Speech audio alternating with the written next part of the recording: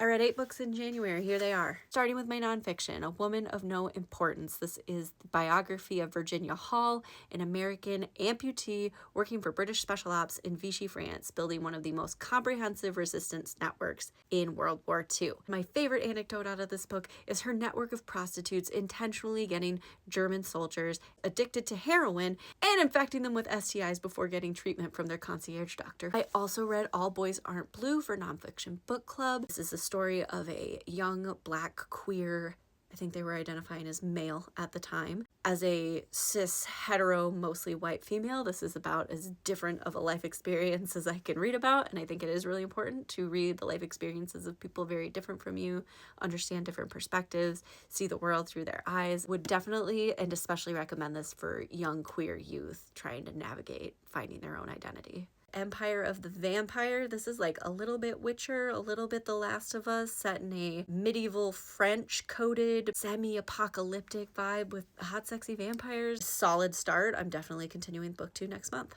Also started on Era 2 with The Alloy of Law. I've got some reservations, but by the end of it, I was into the Western buddy cop vibe we've got going on. I'm intrigued to see where it goes. Parable of the Tenets. This is the follow-up to Parable of the Sower. It takes place in 2032. And keep in mind, this was written in 1998, and it's about a very socially and economically unstable time in the United States where a fundamentalist Christian extremist who wants to make America great again, I'm not being satirical, that's literally what's written in the book, is elected as president, and then anyone not conforming to their ideals is enslaved into re-education camps and their children are stolen and given to conformists.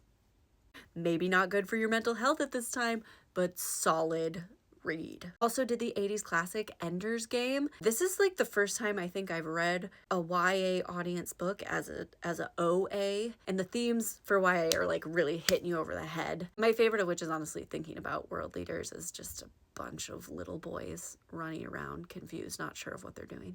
Squeezed in a fluffy romance with First Time Caller. This is like Sleepless in Seattle, which was honestly my least favorite of the Meg Ryan trilogy of the 90s. And I just, the whole time I was listening to this and she's like working at this radio station, that's part of it, I'm like, is she getting paid? Is she getting paid to do the thing that the guy is clearly getting paid to do? All the Sinners Bleed was excellent. I love the Southern noir energy.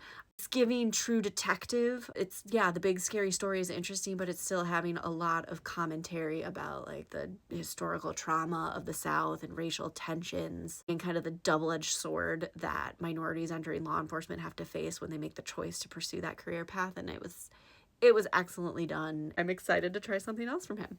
That's it. I'll see you guys next time.